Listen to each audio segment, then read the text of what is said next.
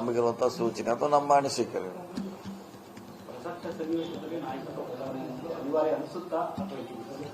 ಅದು ಚರ್ಚೆ ಇಲ್ಲ. ಅನಿವಾರ್ಯ ಮುಂದುವರಿಸ್ತಾರ ತೆಗಿತಾರ ಬೇರೆ ಅವ್ರು ಮಾಡ್ತಾರ, ಅದು ಚರ್ಚೆ ಇಲ್ಲ.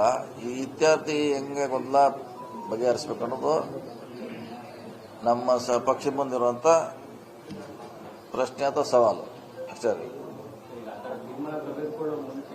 ಏಕಾಏಕಿ ನಿರ್ಧಾರ ತಗೊಳ್ಳ ನೀವು ಕೂಡ ಸಾಕಷ್ಟು ಬಾರಿ ನಾಯಕರು ಭೇಟಿಯಾಗಿದೆ, ನಿಮ್ಮ ಜೊತೆಗೆ ಸಾಕಷ್ಟು ಜನ ಸಚಿವರುಗಳು ಕೂಡ ಭೇಟಿಯಾಗಿದ್ದಾರೆ. ಈ ಸಂದರ್ಭದಲ್ಲಿ ಏನಾದರೂ ಅಭಿಪ್ರಾಯ ಸಂಗ್ರಹಿಸೋದು ಅಥವಾ ಈ ನಿರ್ಧಾರಗಳ ಬಗ್ಗೆ ಏನಾದರೂ ಮಾತುಕತೆ ಮಾಡಿದ್ದಾರೆ ಅಥವಾ ಬರೀ ಒಂದ್ ಸೈಡ್ ಅಷ್ಟೇ ಆಗಿದೆ? ಅಲ್ಲ, ಫಸ್ಟ್ ಅದು ಓಪನ್ ಆಗಬೇಕಲ್ಲ, ಎದಕ್ಕೆ ಕರೆದಾರೋ ಗೊತ್ತಾಗಬೇಕಲ್ಲ. ಅದಾದ್ಮೇಲೆ ನೀವು ಹೇಳಿದ ಎರಡನೇ ಸ್ಟೆಪ್, ಮೊನ್ನೆ ಹೇಳಿದ ಚಾಪ್ಟರ್ 1, 2, 3 ಅದು ಮೊದಲನೇ ಚಾಪ್ಟರ್ದಾಗ ಏನಿದೆ, ಯಾವ ಅಜೆಂಡಾ ಇದೆ ಗೊತ್ತಿರಲಿಲ್ಲ. ಅಜೆಂಡಾ ಮೇಲೆ ಮುಂದೆ ಹೇಳುವಂಥ ನಿರ್ಧಾರಗಳ ಅಡಗಿದ್ದಾವೆ. ಫಸ್ಟ್ ಏನಿದೆ ಅವರು ಅದ್ರ ಮೇಲೆ ಮುಂದೆ ಅದೇನು ಓಪನ್ ಆಗ್ತದೆ ಗೊತ್ತಿಲ್ಲ ನಮ್ಗೆ. ಏನು ಯಾವ್ದು ಕಾಯಲೇಬೇಕಲ್ಲ, ಇನ್ನೂ 10 ಗಂಟೆ ಕಾಯಲೇಬೇಕು ನೀವು.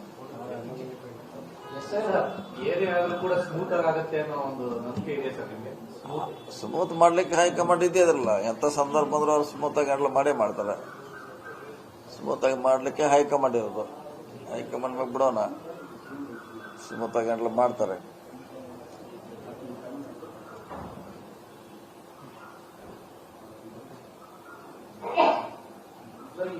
ಬಗ್ಗೆ ಕಾಂಗ್ರೆಸ್ಗೆ ದೊಡ್ಡ ಮಟ್ಟಿನ ಆತಂಕ ಇದೆ. ನಿಮ್ಮ ಸಭೆಯಲ್ಲೂ ಕೂಡ ಸುಮಾರು 97-98 ಕ್ಷೇತ್ರದ ಮೇಲೆ ಬಿಜೆಪಿ ಕಣ್ಣಿಟ್ಟಿದ್ದಾರೆ ಅಂತ ಮಾಹಿತಿ.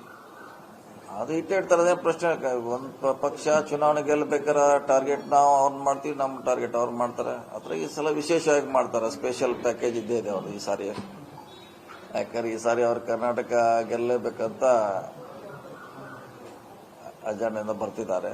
ಅದಕ್ಕೆ ನಮ್ಮ ಪಕ್ಷ ತಯಾರಿ ಆಗ್ಬೇಕು. ಅದೇನು ಸೋಲು ಗೆಲುವು ಇದ್ದಿದ್ದೆ, ನಮಗೂ ಗೆಲ್ಲಕ್ಕೆ ಅಷ್ಟೇ ಅವಕಾಶ ಇದೆ, ಅವ್ರಿಗೂ ಗೆಲ್ಲಕ್ಕೆ ಅಷ್ಟೇ ಅವಕಾಶ ಇದೆ. ಉಪಯೋಗ ಹೆಂಗೆ ಮಾಡ್ತೀರಿ ಅದ್ರ ಮ್ಯಾಗೆ ಡಿಪೆಂಡು.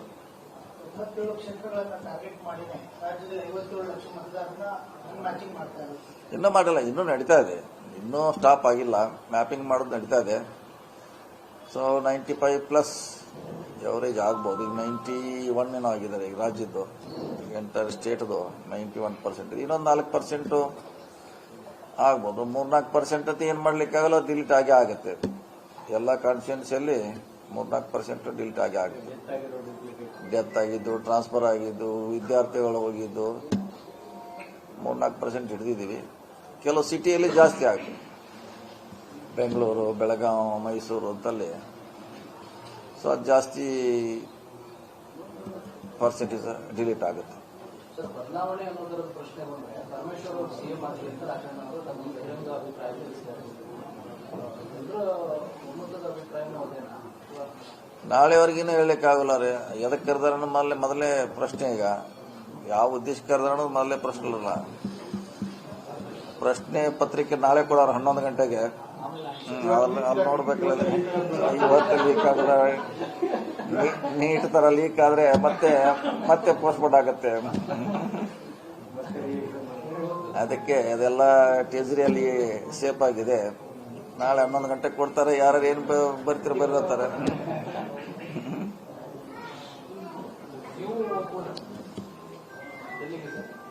ಡೆಲ್ಲಿ ಏನಿಲ್ಲ, ಇಲ್ಲೇ ಆರಾಮಾಗಿದ್ದೀವಿ. ಮೊದಲ ಮುಗಿಲ್ಲ, ಮುಗಿದ್ಮ್ಯಾಗ ತಿಳಿ ಆದ್ಮ್ಯಾಗ ಹೋಗ್ತೀವಿ. ಬೇಕಾರೆ ವಾತಾವರಣ ಮೊದಲು ಅಡ್ವಾನ್ಸ್ ಆಗಿ ನೀವು ಹೋಗಿ ಬರ್ತೀರಾ, ಅದಾದ್ಮೇಲೆ ಅಂತ ಉಳಿದೆಲ್ಲ ಬೆಳವಣಿಗೆ ಆಗ್ತಾವೆ, ಮತ್ತೆಲ್ಲ ಮುಗಿದ್ಮೇಲೆ ಹೋಗ್ತೀರಾ. ಏನ್ ಸರ್ ಹೇಳ್ಬಿಟ್ಟು ಈಗ ಹೋದ್ರೆ ಅವ್ರದ್ದು ಆಲ್ರೆಡಿ ಅವ್ರಿಗೆ ಕರೆದಿದ್ದಾರೆ, ನಮ್ಮನ್ನ ಕರೆದಿಲ್ಲ.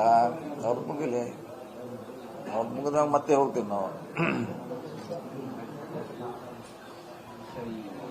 ಗ್ಯಾರಂಟಿ ಯೋಜನೆಗಳ ಪರಿಷ್ಕರಣೆ ಬಗ್ಗೆ ಚರ್ಚೆ ಶುರುವಾಗಿದೆ. ಗೃಹಲಕ್ಷ್ಮಿ ಅದೇ ಅದರಲ್ಲಿ ಬೋಗಸ್ ಕಂಡು ಹಿಡಿದಾರಲ್ಲ. 1 ಲಕ್ಷ ಜನಕ್ಕೆ ಅವ್ರು ಇಲ್ವೇ ಇಲ್ಲ, ಡೆತ್ ಇದಾರಂತೆ. ಇಲ್ಲಂತ ಅವರು ಅಡ್ರೆಸ್ ಇಲ್ಲ, ಅವರು ಇಲ್ಲ. ಸೊ ಫೋನ್ ನಂಬರ್ ಬೇರೆ ಇದೆ. ಅದನ್ನ 1 ಲಕ್ಷ ಆ ಥರ ಮತ್ತೆ ಅದನ್ನ ಯಾರಿದ್ದಾರೆ ಜೆನ್ಯೂನ್ ಆಗಿ ಅವ್ರು ಮಾಡಬೇಕಂತ ಒಂದು ಹೊಸ ಪ್ರಯೋಗ ನಡೀತಾ ಇದೆ ಅಷ್ಟೇ. ಗ್ಯಾರಂಟಿ ನ್ಯೂಸ್, ಸುದ್ದಿ ಖಚಿತ, ನ್ಯಾಯ ನಿಶ್ಚಿತ.